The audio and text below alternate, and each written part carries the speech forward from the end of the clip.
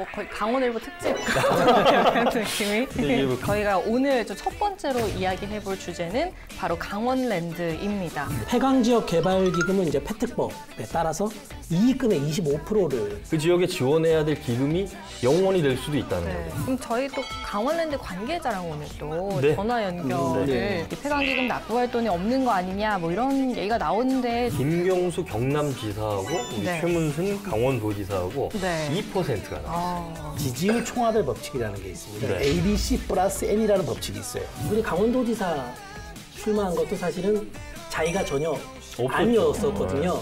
보좌관이 날짜를 착각해서 하루 먼저 들어와서 본인 이제 한사코 부인하시죠. 네. 그 주로 퇴임 후에는 아마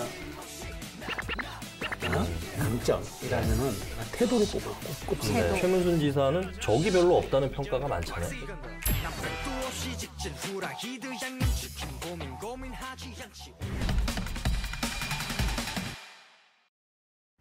이런 상황에서 가장 답답하신 건 폐광지역 주민분들일 것 같아요. 지금 당장 폐광지역에서 추진하기로 한 사업들이 산더미같이 쌓여 있는데 그렇죠. 그래서 지금 폐광기금 관련해가지고 정치권에서 좀 어떻게 움직이고 있는지 궁금합니다. 그러니까 이 점이 굉장히 중요한데 이게 모토는 비슷해요. 그러니까 말하자면은 뭐 없애자. 이게 한시적 이게 기준 없애고 시효를 없애자. 시효 없애고 그다음에 계속 어떤 그 인프라가 구축될 때까지 좀 우리가 하자. 이런 지금 세부 내용을 들여다보면 좀 다르겠지만 그래서 그렇게 생각합니다. 일단 21대 국회에 강원도의 첫 공조 법안은 폐특법이 돼야 된다. 개정이 돼야 된다. 그리고 관련한 지역구들 있잖아요. 이제 우리 문경도 있고 화순도 있고 이런 의원들이 가져온 법을 통폐를 해야 돼. 해서 하나의 법안으로 만들어가지고 우리 도 국회의원들뿐만 아니라 거기 관련한 지역구 의원들까지 동원해서 만들어야 돼요.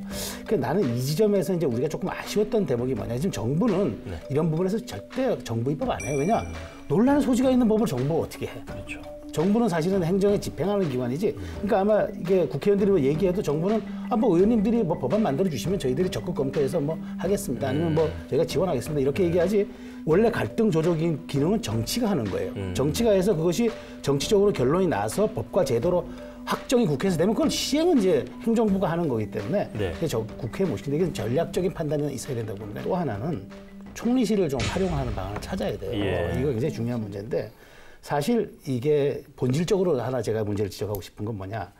우리가 이 에너지 정책의 전환 차원에서 폐광 지역의 폐광이라는 걸 우리가 선택을 했고 거기에 따라서 이 폐광 지역에 대한 침출수라든가 여러 가지 인프라 때문에 광해관리공단이라는 공기업까지 두었어요. 그래서 그러니까 외교나 국방처럼 이 부분을 끊임없이 안정적으로 관리하라는 명을 받아 이제 광해관리공단은 그런 사업을 하게 되는 거예요. 이게 갖고 있는 그 법적 근거가 뭐냐. 이것은 외교와 국방과 같은 거란 말이죠. 국가가 국민의 안전과 시설을 끝까지 보호한다는 차원에서 하는 거란 말이에요. 그럼 폐광 지역의 주민 이 부분을 어떻게 해야 되느냐? 유사사 사례가 많아요. 새만금도 그렇고 제주 특별자치도도 그렇고 그다음에 세종시도 그렇고 국무총실 산하의 위원회와 그다음에 실행하는 그 기관을 둡니다. 그러면 끊임없이 이 과제가 관철될 때까지는 정부가 개입을 해야 돼요. 우리도 이 방법으로 가야 돼요. 이게 사실은 행정적으로 이 문제를 푸는 굉장한 일반적 방식들이에요. 그런데 그러면 이때 질문할 수 있지. 그럼 왜 우리는 이걸 못했어? 근데 이게 뭐 이걸 사실 누구 잘잘못을 따지자는 건 아니고 당시에 우리가 그만한 추동력을 가지지 못했던 정치력이 있었던 것 같고 이제는 조금 좀 늦은 감은 있지만 그럼에도 불구하고 지금 다선 의원들도 많고 하기 때문에 이 부분 특히 이제 여당 의원들이 많이 생겼잖아요. 그러면 정부랑 이런 부분 얘기해서 다른 데처럼 똑같이 하는 거야. 새만금도 마찬가지예요. 처음에 굉장히 논란 끝에 이제 뭐 수익성, 뭐 효율성 논란 끝에 안 됐는데 투자청이 생기고 그다음에 실행하는 공공기관이 딱 들어서면 그다음서부터는 빼도 박도 못하는 거예요. 끝까지 가야 되는 거예요. 그러니까 이런 점을 우리가 한번 전략적 고려할 필요가 있다라는 제가 제안을 드리는 겁니다. 정치권에서도 이제 이 폐광기금에 대해서 뭐 관광기금처럼 매출로 바꾸자 또는 순이익의 25%, 35%로 좀 상향하자. 뭐 지난달 국회에서도 논의가 됐었고요. 굉장히 활발히 논의가 되고 있는 건 사실인데 사실은 이 부분에서 먼저 우리가 전제해야 될 점이 매출 기준으로 바꾸더라도 또는 이 순이익의 25%, 35%로 상향하더라도 2025년에 폐특법 시효가 만료됐을 때 의미가 없어지는 이거를 뭐 시효를 폐지하거나 연장시키지 못하면 이거 좀 극단적이긴 한데 지난해 강원랜드 총 매출이 한 1조 4천억 원 정도 되는데 만약에 폐특법 시효 폐지나 연장 없이 2025년 그대로 종료된다면 2025년 강원랜드 매출이 총 매출이 150억대로 떨어질 거다. 1조에서 100분의 1이 1%대로 떨어질 거다. 이제 어떤 근거냐면 내국인 카지노, 국내 유일 내국인 카지노라는 어떤 이 독점적인 지위를 네. 폐특법 폐지 시효 만료로 인해서 잃게 된다면 오픈 카지노가 생기고 이렇게 되면 경쟁력이 굉장히 떨어져요. 점선에 사실 그렇죠. 교통도 많이 네. 불편하고 네.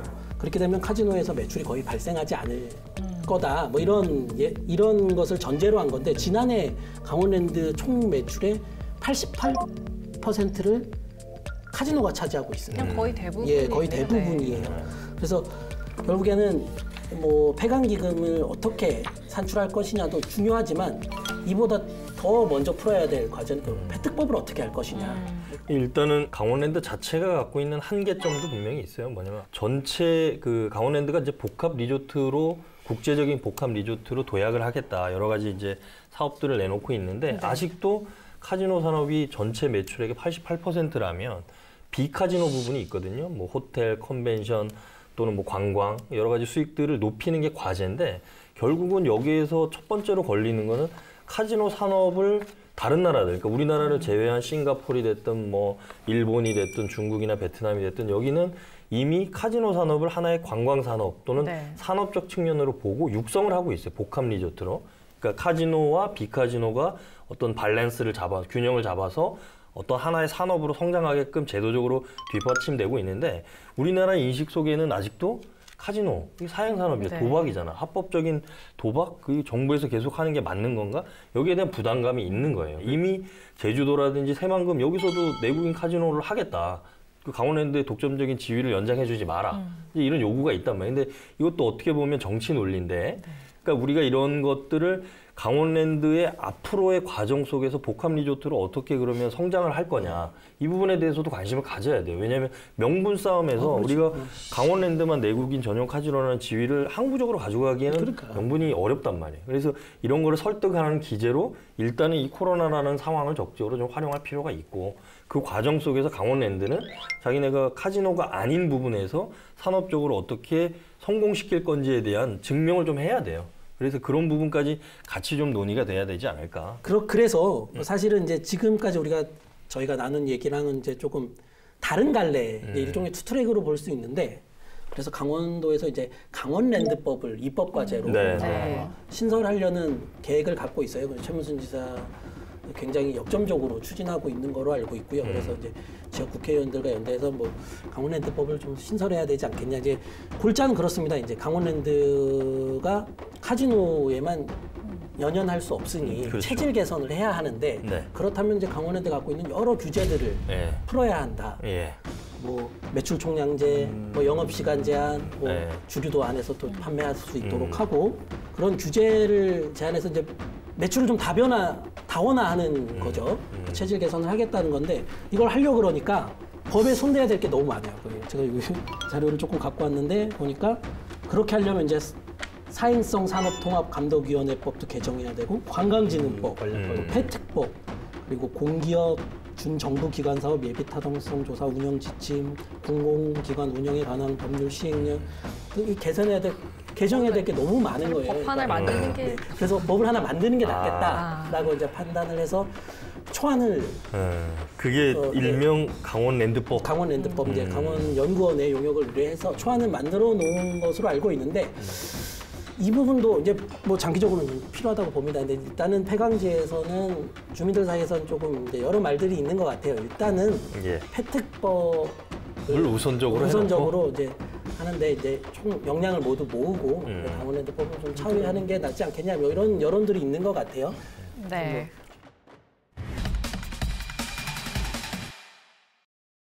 네, 그럼 저희가 이제 포스트 최문순 이제 차기 도지사 어떤 인물들이 좀 거론되고 있는지 이야기해 보겠습니다. 지금 말하기에 너무 좀 빠른가요? 아니요, 뭐 1년 8개월 전이니까 야권에서는 지금부터 벌써 이름이 좀 나와야 되죠. 그래서 왜냐하면 보통 지방선거도 광역도지사, 그러니까 광역단체장 같은 경우는 한 1년 전부터 물밑 작업을 하고 그러시기 때문에 어때요? 좀 후보들 이름을 좀 열거 해볼까요? 먼저 더불어민주당. 네, 예. 여당에서 네. 예. 본다면 홍남기 경제부총리 네. 이제 들 수가 있겠죠. 뭐 지금 최장수 경제부총리 타이틀이 뭐 얼마 남지 않았다고 하는데 네. 지금 역대 2위라고 하더라고요. 최근에 부쩍 지역 행보가 잦습니다. 그래요? 춘천에 그 춘천 의암호 사고 네, 춘천에 네. 오셨었고요. 이달 말에 횡성 방문이 아마 지금 예정이 돼 거기 있으셔요. 또 이모빌리티 사업 네, 현장. 네. 예. 그리고 이광재 의원님 뭐 항상 이광재 의원 항상 거론되는데 예. 네. 일단 본인은 일단 아직은 뭐 부인하고 있고요. 그리고 이제 최근에 이제 정만호 청와대 국민소통수석 같은 경우에는 선거 끝나고 뭐 확인되지 않았습니다만 네. 공공기관으로 간다는 얘기가 많이 돌았어요. 네. 많이 있었는데 청와대로 음. 갔죠. 그리고 뭐 강원도에서 가장 인구가 많은 원주시장, 원창무 원주시장 네. 같은 경우에도 이제 3선 시장으로서 그렇죠. 충분히 뭐 노려볼 수 있을 거라고 예. 생각을 들고요. 또 관가에선 굉장히 유명한 인물이지만 이제 지명도를 쌓고 이제 있는 단계인 이제 육동환 예. 전 강원연구원장도 네. 들어볼 수 있을 것 같아요. 대체로는 민주당 계열에서는 뭐 이렇게 공식적으로 출마 선언을 하신 분들은 없는 것 같아요. 아직까지는. 네. 그 한 분을 내가 좀 더 좀 주목해야 예. 얘기를 하고 싶은데 물론 사실 좀 빠른 감은 있는데 이게 서울시장하고 부산시장이 이제 재 보궐선거가 이제 네. 되면서 내년, 갑자기 이제 이게 좀 시기가 좀 빨라진 그런 네. 느낌이 있는데 그 여권 인사 중에 저는 뭐 다 지금 우리 최 기자가 잘 짚어준 것 같은데 한 사람이 뭐냐면 이제 춘천 출신의 정재훈이라고 한수원 사장이 하나 있습니다. 이제 이분이 춘천 출신인데 이제 지금 산업통상자원부에 이제 차관보 출신인데 네. 이분이 이제 공공기관 사장도 2번 역임하고 했는데 이분이 이제 관가 쪽에서는 굉장히 추진력하고 그다음에 그 네트워크가 아주 굉장히 뛰어나다고 얘기를 하고 많고 그다음에 이분이 이제 특히나 이제 우리 폐광 지역 같은 경우에 이제 핵심적인 할 수 있는 이제 산업자원부 이제 기획관리실장도 거친 차관보 출신이기 때문에 현안 해결 능력도 있고 또 지금 최근에 뭐 한수원 사장을 역임하면서 여러 가지 지역 행보도 좀 활발하다 그런 얘기를 좀 들은 것도 있는데 중앙에서 이 사람을 저 정재훈 사장을 평가하는 이 단계가 매우 높기 때문에 나는 오히려 지역에는 덜 알려졌지만 서울이나 이런 중앙 정치권에서의 정재훈 사장의 그 거론 빈도가 상당수 있기 때문에 한번 좀 이제 부분을 잘 모르실 수 있기 때문에 한번 주목할 필요는 있다라는 말씀드리겠습니다. 근데 이제 좀 특이한 거는 이 지금 뭐 최기영 기자나 최 소장이 말씀하신 것 중에 이 민주당의 후보들 보면 다 영서 분들이에요. 그렇죠. 영동분이 눈에 안 띄어요. 안 띄죠. 그렇죠. 요거는 좀 아마 또 영동 쪽에서 뭐 강릉이나 이런 쪽에서 또 준비하시는 후보가 있으면 저희가 또 다음 기자회견에서 소개하는 걸로 하고. 자, 그러면 국민의힘이나 보수 쪽은 좀 어떻습니까? 뭐 이제 정창수 전 한강공단 예, 한번 나오셨죠? 네, 한번 이제 뭐 본선은 처음 뛰었는데 실질적으로는 2번 나오신 거죠? 그렇죠. 당내 경선에서 한번 최웅집 추석 앞두고 저희 기자가 한번 이제 정창수 사장 통화한 적이 있는데 아마 네. 그게 뭐 출마 의향이 없다 뭐 이렇게 말씀하시지는 않으시는 것 같아요. 네네. 예. 여러 가지 뭐 생각하고 계시겠죠. 네. 그리고 뭐 지금은 이제 전직 의원이 되셨지만 이제 염동열 네. 전 국회의원 예. 또 김진태 전 국회의원 두 예. 분 다 생각이 있으신 걸로. 또 김진태 의원 같은 경우에는 또 마찬가지로 추석 전에 제가 같은 기자가 전화를 했는데 네. 그분도 뭐 크게 뭐 여러 가지 생각을 하고 있다라고 해서 지켜봐야 될 것 같고요. 그리고 최근에 또 이제 주목해야 될 문제 저 이철규 의원 얘기를 좀 하고 이철규 예. 네. 동해 삼척 태백 네. 예. 그 저희가 지난 시간 이제 패특법 얘기를 했는데 이게 이제 동해 삼척 기반인데 어떻게 하다 보니까 본인 선거 기간에 아마 굉장히 당황했을 것 같아요. 그 폐광지가 이제 같은 선거구가 되면서 태백이 갑자기 그 동해 삼척하고 합쳐졌죠 선거구가. 그래서 이제 좀 패특법 개정이나 뭐 이런 것들 굉장히 사활을 걸고 있는데 사실은 패특법에서 좋은 효과를 만약에 이번 국회에서 낸다면 사실 강원 남부권 표를 남부권에서 좀 표심을 얻을 수가 있거든요. 그런 부분에서 또 아마 움직이고 계시지 않을까 생각하고 있지 않을까 저는 뭐 그런 생각하고 있습니다. 예. 네.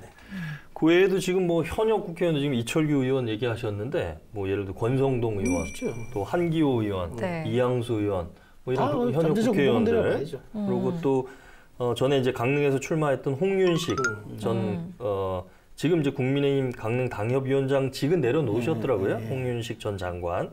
그리고 김상표 전 경제부지사 네. 이런 분들도 자천타천으로 언론지상에 지금 이름이 오르내리시는데 여기는 좀 특이한 게 또 영동 지역 출신들이 많습니다. 그러네요. 네. 그래서 또 뭐 강릉이라든지 동해 뭐 이런 쪽에서 많이 나오는데 근데 아무래도 국민의힘 입장에서는 지금 이제 우리가 그 지방선거라는 게 현직의 지방의원들이 어느 당 출신들이 많냐도 사실은 총선이라든지 또 그 다음 지방선거에도 그렇죠. 영향이 있죠. 그러니까 이 지방 조직들이 또 갖춰져야 네. 되니까 그런 면이 좀 있는데 지금 국민의힘으로 봐서는 여러모로 좀 약간 수세인 것 같아요. 그러니까 주자들도 이렇게 특출난 주자들보다는 아무래도 지금 현직에 있는 홍남기 뭐 아까 그 민주당 쪽의 후보들 같은 경우는 계속 언론지상에서 등장을 하는데 야권 전직 의원들이나 이런 분들은 사실 언론에 지금 조명을 받기 쉽지 않거든요. 그러니까 뭔가 활동을 해도 기사화가 될 가능성은 약간 낮다 보니까 물론 뭐 지금 현직 국회의원 하시는 권성동, 한기호, 이양수, 이철규 이런 분들은 뭐 국정감사나 이런 쪽에도 계속 얼굴을 비추긴 하시지만 그런 면에서는 야권 쪽에서는 뭔가 지금 기회를 빨리 좀 만들어야 되지 않을까 뭐 이런 생각이 좀 드는데 하나 이제 그렇죠. 하나 이제 여기서 우리가 중요하게 짚고 넘어가야 할 포인트 하나. 지방선거가 2022년 6월이잖아요. 네. 대통령 선거가 2022년 3월이죠. 네. 그러면 3월이면은 이미 당선자 캐비넷이 다 꾸려져요. 아하. 자, 그러면 이게 가장 큰 변수라고 봐요. 지금 거론한 사람들 뭐 다 유력한 후보긴 하지만 네. 가장 핵심적인 변수는 거기에 있다고 보는 거예요. 그러니까 이 대선에서 누가 이기느냐, 예. 그다음에 어떤 사람이 대통령이 되느냐, 그리고 이 캠프와 참모에 누가 핵심적인 역할을 했느냐, 그 사람이 그 후광 효과, 이른바 우리가 이제 후광 효과라고 이제 그 영향을 받아서 쭉 나가는 그 힘을 받아서 도지사까지 갈 수도 있다. 제가 가끔 속담을 잘 인용하잖아요. 이것도 우스갯소리지만 춘향의 인기가 떨어지면 향단이는 아무것도 아니에요. 거꾸로 춘향의 인기가 올라가면 향단이 더 세게 올라가는 겁니다. 그렇기 때문에 저는 이 도지사 선거가 굉장히 대선하고 밀접하게 연동될 수밖에 없고 특히나 최무선 지사가 3선으로 그만두기 때문에 무주공산이기 때문에 당선인의 핵심적인 역할을 할 사람 중에 하나가 도와 연고가 있다? 그럴 경우는 도지사로 갈 가능성도 매우 크다고 봅니다. 뭐 그런 면이라면 여권이 야권 보수보다는 아무래도 조금 더 지금은 지지도가 우세하다 이런 평들이 많잖아요. 물론 이제 그렇죠. 앞으로의 이제 1년이 어떻게 또 지나갈지 봐야 될 텐데 그러면 대선이 3개월 앞이기 때문에 네. 이미 그 전에 각 당의 후보들이 결정됐을 가능성도 높고 그렇긴 하죠. 네. 일반적인 패턴은 네. 그런데 큰 선거가 있는 해는 한 달 전에도 후보를 공천해요. 아까 보궐선거 얘기하면서 최문수 지사 하루 전에 결정됐잖아요. 이게 큰 선거기 때문에 왜냐하면 사실은 지방선거는 대선 이후기 때문에 아무도 관심을 두지 않아요. 그때 제가 왜 향단이 춘향이 얘기했느냐. 네. 당선자가 누구냐에 따라서 그 옆에 있는 사람이 달라지는 겁니다. 그렇기 때문에 지금 여권 후보가 많은 거는 여당인데다가 문재인 대통령의 인기가 높고 하기 때문에 그 효과가 좀 반영된다고 보고 네. 아마 또 그래서 만일 민주당이 당선되고 민주당 후보가 당선되고 그 주변에 또 많은 사람도 있다면 더 힘을 받을 수 있겠지만 또 야권이 될 수 된다면은 또 완전히 또 세력이 재편될 수도 있고 그렇기 때문에 아마 대통령 선거가 끝나는 순간부터 이제 지방선거가 관심을 끌을 겁니다. 그러니까 3월 초순부터 하면은 제가 보기에 어쨌든 후보 마감일이라는 게 선거 한 달 전이면은 5월까지인데 네. 충분히 시간 저는 많다고 봐요. 그래서 지금 우리가 논의하는 거는 굉장히 좀 담론의 수준의 가능성이 매우 높고 앞으로 우리가 총론으로 가거나 뭐 정말 재밌는 일들은 과정을 통해서 벌어질 일들이 좀 가능성이 매우 높다. 그러면은 좀 궁금한 게 우리가 여기서 좀 관심 깊게 봐야 될 포인트 어떤 부분이 좀 있을까요? 우리는 지금 사실 정치의 계절이 돌아오잖아요. 그러니까 네. 내년 4월에 서울, 부산 재보궐선거가 있고 그 이듬해 대선 지선이 있기 때문에 강원도에 있는 정치적 영향을 가진 많은 분들이 여기에 얼마만큼 많이 개입되고 역할을 하고 하는 것들 우리가 눈여겨보고 또 키워낼 필요도 있고 격려할 필요도 있다. 그래서 우리는 좋은 자산들을 키워내는 거를 좀 언론이 많은 관심 갖고 봐야 되고 또 그런 분들이 저기 중앙에서 무대에서 좀 클 수 있도록 끊임없이 좀 관심도 갖고 격려하는 게 필요하다. 결국은 우리가 좋은 정치인을 가졌을 때 그게 결국 우리의 자산이 되는 거잖아요. 그래서 뭐 이광재 지사도 사실 굉장히 이제 짧은 시간에 컸던 거는 노무현 대통령을 만들면서 정말 중진 정치인으로 성장했듯이 그런 것들을 우리가 한번 좀 계속 봐줄 필요가 있다라는 말씀드리고 싶습니다. 고생하셨습니다. 재밌었어요. 고생하셨습니다. 두 번째 타임